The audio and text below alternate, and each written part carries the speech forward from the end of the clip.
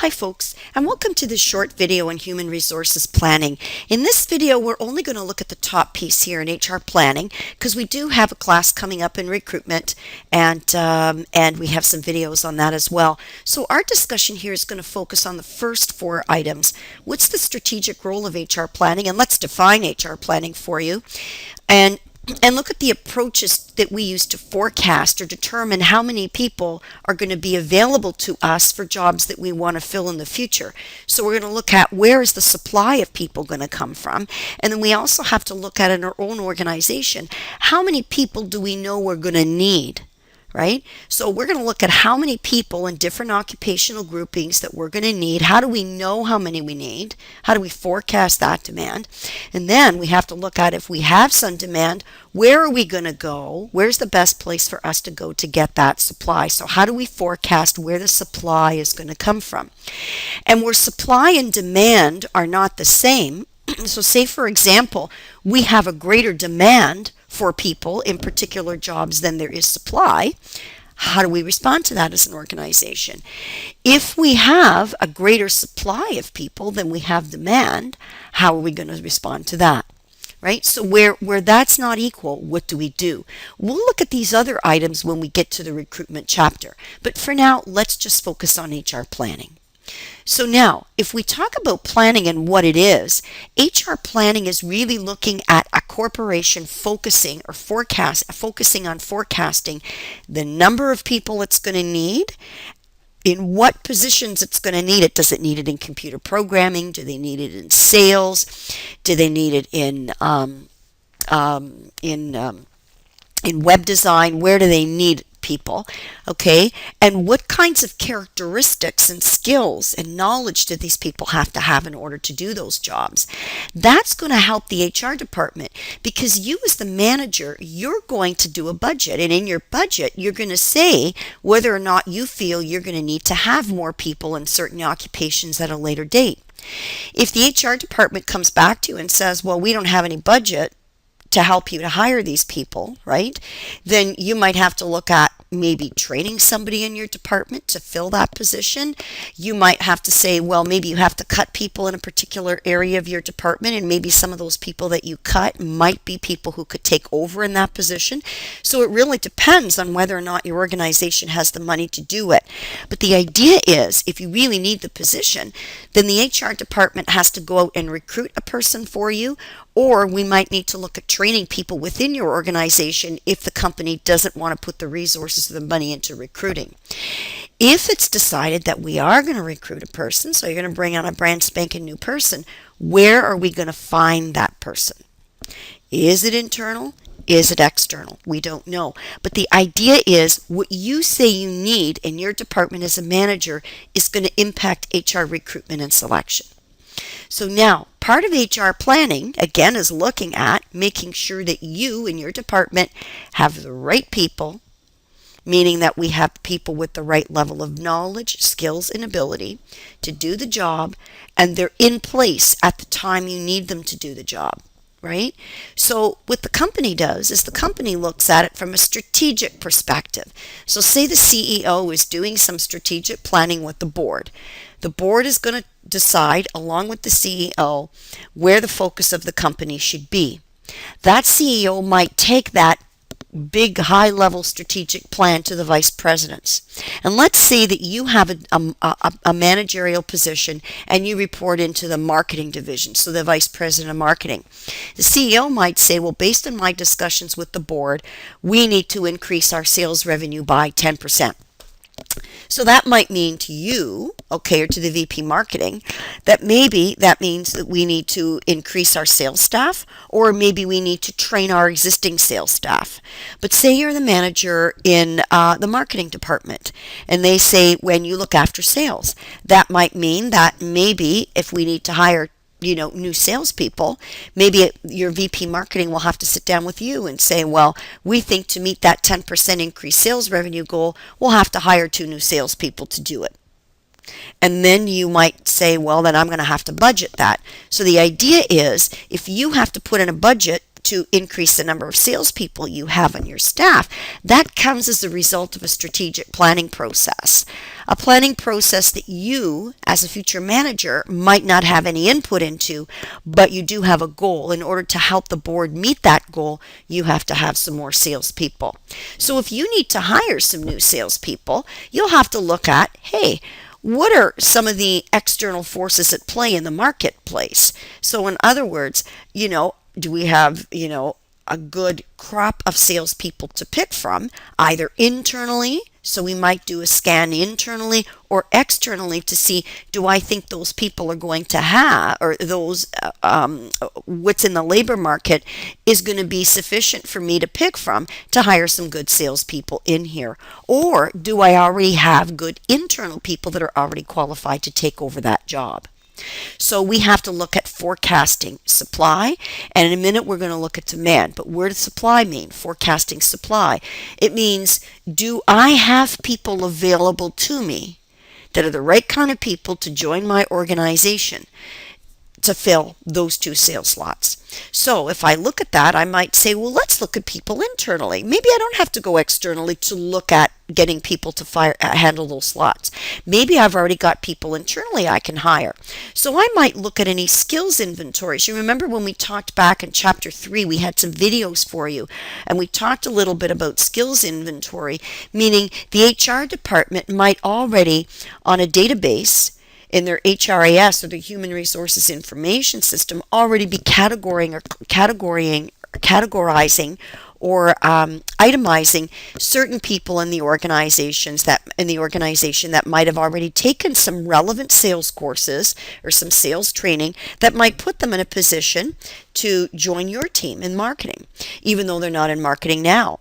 Maybe these would be people that have taken sales courses, or maybe they've already had some sales experience in your area or of the organization, and maybe they've moved on to other jobs, but they want to get back into sales. So we could be looking at people internally, and we can also look at people maybe who have never held a sales job, but we've identified those people through our succession plans as people who could take over from from any existing salespeople, or could be new salespeople for you. So there might be people that have already been earmarked or decided upon, hey, they could have a great career in sales even though they're not in there now. We could also be looking externally. So say we looked internally, we can't find any people to fit the bill.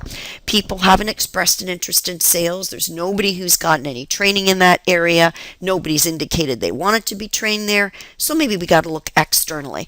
Maybe new community college graduates or university graduates. Maybe there's a competitor of yours who's decided that they don't want to be in this business anymore. Maybe they're downsizing. Maybe they may have people that great salespeople who are going to be looking for work. So we might be able to look at what's going on in the competitive environment that might bring salespeople to us. So let's now look at forecasting demand. So now we might want to look at, well, the HR department is planning, to see how many people you need in your organization. We've already decided in our little example, maybe it's 2, but how do we know it's going to be 2? So how do we know the numbers and types of employees we're going to need now and in the future? So one of the things we're going to do is we're going to say, well, we've already got, say, 8 salespeople. Maybe I know I need to hire 2 more. Maybe I'm going to have to hire 3 more because maybe one of my salespeople has decided or might be deciding to retire this year. So maybe I know that based on my goal of increasing sales revenues by 10%, I'm going to need a couple more salespeople to do it. But maybe some of my people are going to leave me. Maybe some people are going to retire. Maybe I already know that, working in sales in my organization is tough, and I already lose 2 salespeople a year. Maybe in addition to the 2 new ones I need to hire, I need to think about maybe having 4 available to me, because maybe I'm going to have some kind of turnover, whether it's through retirement, maybe just natural attrition, people leave me. I also have to look at the quality and the nature of the current staff. Maybe I've got some people who aren't cutting it in my department that I need to replace. Maybe I've got one person who's not doing a very good job.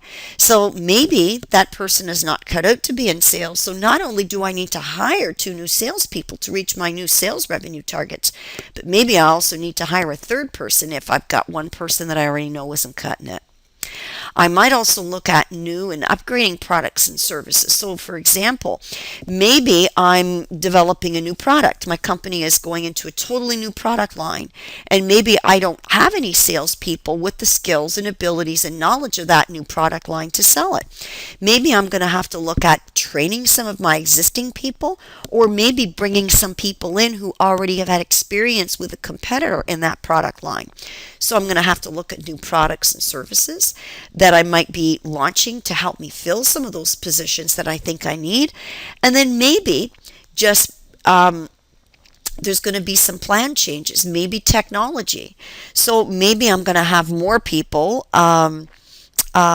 Maybe my salespeople are going to need to have different sets of skills. So, for example, I used to maybe have a clerk in my corporate head office entering the order into the sales system once the salesperson got the order from the customer.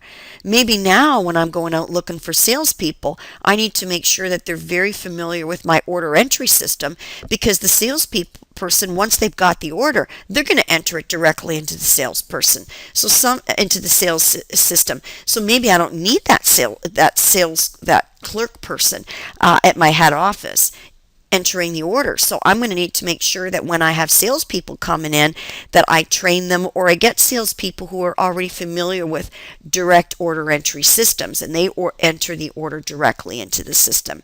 But again, I also have to make sure that I have a budget. So I have to make sure that the budget allows me to hire this number of people that I know I'm going to need. So what some people do, managers do, is they might work within their budget, and they might say, well, I'm going to make sure that I've got room to hire these people, so I'm going to have to include it in my budget. So sometimes what the HR department might make you do as part of your budget is a gap analysis, and part of that is doing a staffing table, comparing the number of employees we need to have now and to what we need in the future.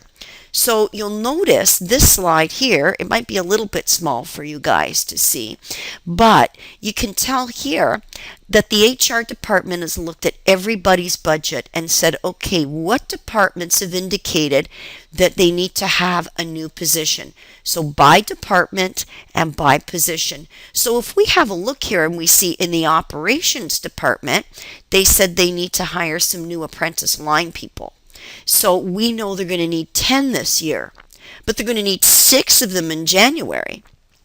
So if I'm doing my budget in April of 2015, and I know that in January 2016, I'm going to need to have 6 people, then the HR department needs to know that when you're doing your budget. So when your budget gets approved at the end of April, the HR department can already see, this department's going to need to hire 10 new people. 6 of them are going to be needed in January 2016. So I better get moving. Right? I don't have much time to bring in 6 of those 10 people. So it helps the HR department to plan. So a staffing table can help in that regard. So now, if I look at a problem, say I have a business problem, how would a school board go about determining how many teachers it needs this year and for the next 5 years? Well, they'd have to look at let me just go back here. How many people would they need this year and for the next 5 years? So they're going to have to put in place some kind of a staffing table, right, to tell them how many they'll need. Well, that really depends on what? Do you think you're going to need more teachers or fewer teachers? That could depend on where your school board's located. If you're located in a more remote area, where there aren't a lot of kids, right? You might decide that you don't need as many teachers, right? In fact, you might decide that you're going to need fewer teachers because there's not as many kids coming into that area. You might be working in an area where there's a lot of young families going into, say right now you're in Milton, Ontario. A lot of young families in there, and maybe the school board in the Halton region or whatever school board services Milton, I think it's Halton, but in any case, you might say, well, maybe we're going to need a lot of teachers in that board if it services schools in Milton. So how is a school board, any school board, because their situations may be different, look at how many teachers they need to hire? Well, again, if we think we have too many teachers this year, so our board isn't growing. So that means that we have too many teachers. Clearly, we're not going to be putting into our budget that we need more teachers. Our budget might consist of, hey, we need fewer teachers. So how can we adjust how many we have to suit the number of students that we have coming in? So we've got a labor surplus. Well, the first thing we might do is we might freeze hiring. So we're not going to hire anymore. We might look to see, hey, are there teachers that we have here, instead of terminating younger teachers, maybe we've got some teachers who are set to retire, and maybe we can induce them to retire by having an early retirement buyout program, which will give them maybe 3 months or 4 months pay if they sign up to say they'll retire. We might need to, if we don't have anybody eligible to retire, or say we need to cut back teachers and we haven't had any or sufficient number that are responsive to the retirement buyout that we might put in place. We might say, well, we're going to have to terminate some teachers. We're going to have to let some teachers go. So these are some of the things that maybe a school board might have to look at. But what if the problem is the reverse? What if the school board doesn't have enough teachers? Now they've got a shortage. So maybe if you're in Milton and you need teachers, you've got a labor shortage, you're going to hire. What do? So maybe in that school board's budget, they're going to be hiring teachers. Maybe they would let a neighboring school board know, hey, if you're going to lay somebody off, if you've got surplus, we're looking for teachers. Bring them over our way, right? So if we need more teachers, we can hire more. We can maybe do some internal promotions or transfers. Maybe we've got some teachers part-time that we can hire full-time. Maybe if we don't have the budget to hire full-time, maybe we can just hire contractor part-time. So there's different things that we can do, to make sure that we meet our labor surplus issues and also our labor shortage issues. Okay, so instead of getting into recruitment now, we're not going to get into that yet. We'll be looking at that in our next class. But this concludes our discussion on HR planning.